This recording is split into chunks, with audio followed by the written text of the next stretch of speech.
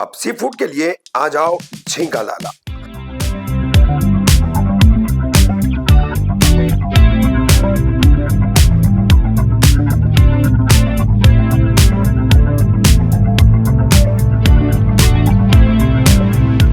एक special sea food dhaba जहां आप अपनी फैमिली के साथ ले सकते हैं असली सी फूड का मजा।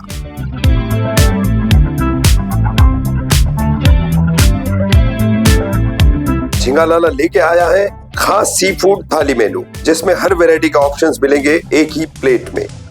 फ्रेश फिश टेबल से उठा के बनवा सकते हो। 100 से 150 लोगों के फंक्शन के लिए पार्टी रूम अवेलेबल है with air conditioning and food only 25,000। ढाबे का टाइमिंग 6 PM से 3 AM तक है और स्पेशल थाली अवेलेबल है सिर्फ दोपहर 12 PM से 5 PM तक। सब कुछ बजट फ्रेंडली, बच्चों के लिए प्ले एरिया और सबके लिए अमेजिंग एम्बियंस। तो देर किस बात की, आज ही आइए झींगा लाला। असली सी फूड, असली स्वाद।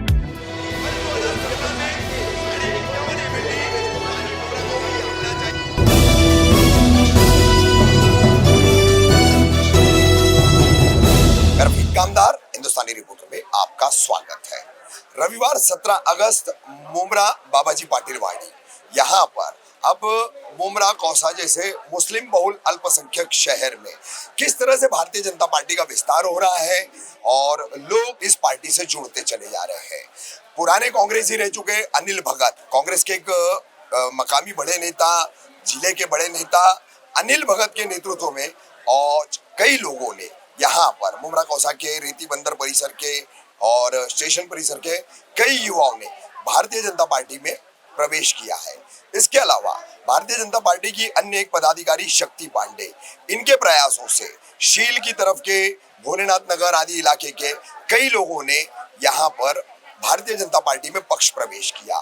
ठाणे के विधायक संजय केलकर, ठाणे के अध्यक्ष भाजपा के संदीप लेले, अन्य तमाम पदाधिकारी, यहाँ के स्थानीय मंडल अध्यक्ष सुजीत गुप्ता, कौसा मंडल अध्यक्ष नाजिया तांबुली, सभी इसी कार्यक्रम में उपस्थित थे। और किस तरह से रहा ये पक्ष प्रवेश का कार्यक्रम और कार्यक्रम खत्म होने के बाद मीडिया से बात करने के दौरान क्या बोले विधायक संजय केलकर, देखिए।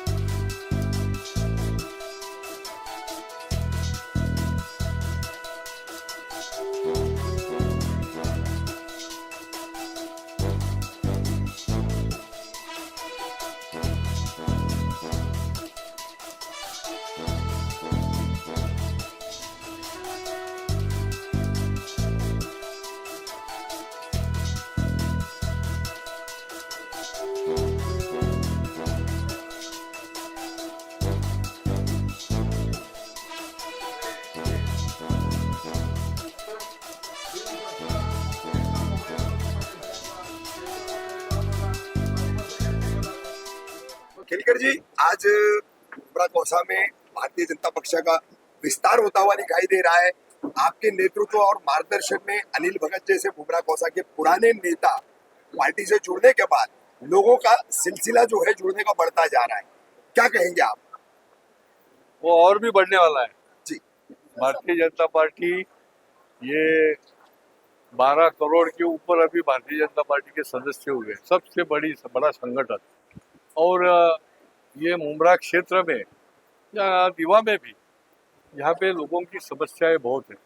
समस्याओं का हल होने के लिए कोई आधार नहीं है और भारतीय जनता पार्टी इसका आधार बन सकती है, ऐसा मुझे लग रहा है।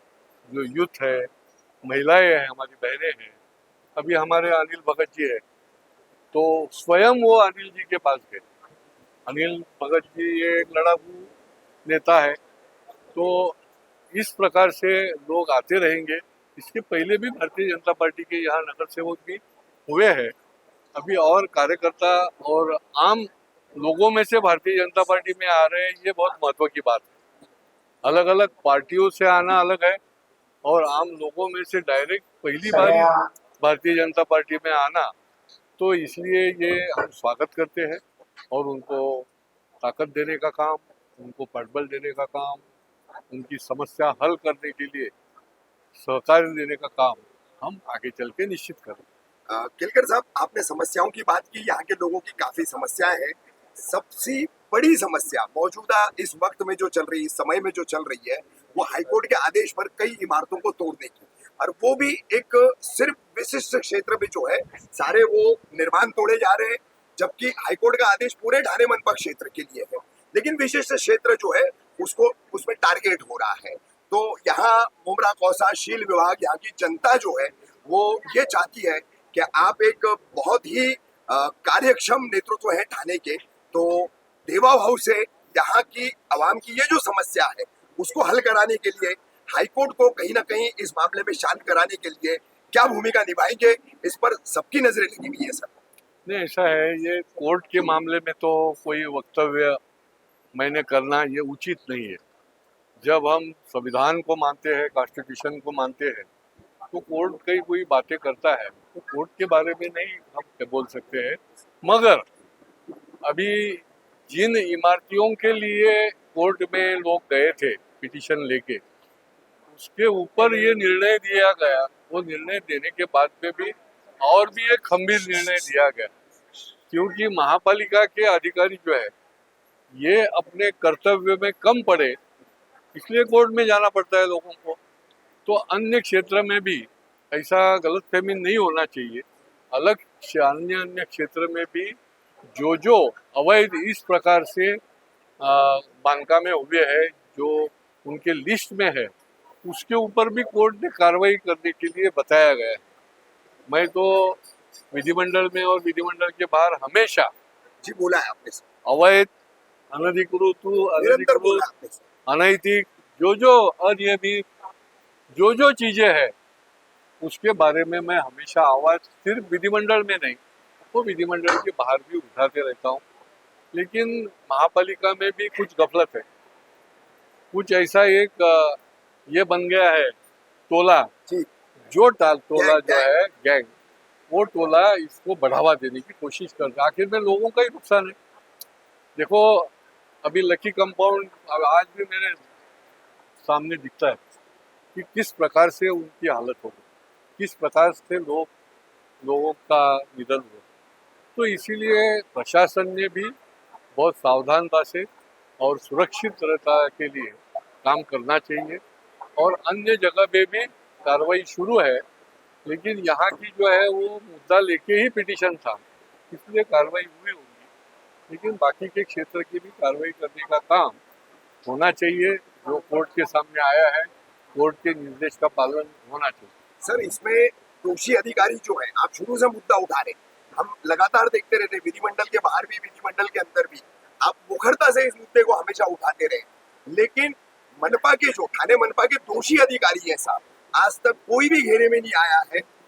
बिल्कुल निचले जूनियर क्लर्क, सीनियर क्लर्क, इस लेवल के क्लर्क लोगों को सिर्फ सस्पेंड करके प्रशासन अपनी चमड़ी बचा लेता है। इनके लिए क्या करेंगे साहब? देखो, प्रशासन इस प्रकार से उन्होंने नीचे के स्तर के लोगों के ऊपर कार्रवाई करना, जो वहाँ का प्रमुख है सहायक आयुक्त का, उसके ऊपर कड़ी से कड़ी कार्रवाई होनी चाहिए। तो कोर्ट ने भी बताया है कि लास्ट में तो आयुक्त के ऊपर हमें कार्रवाई करनी पड़ेगी। तो हमारा स्तर नीचे हो गया।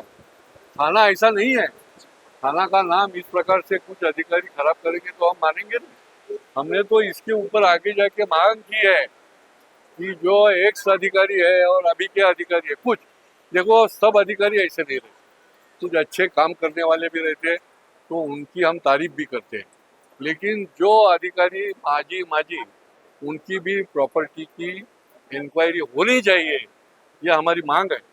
हर साल में उन्होंने उनकी प्रॉपर्टी का डिक्लेरेशन देना पड़ता है। देखो अभी वसई विरार के जो मनपा के थे, तो उनको तो ईडी लग गया, अभी वो अंदर चले गए।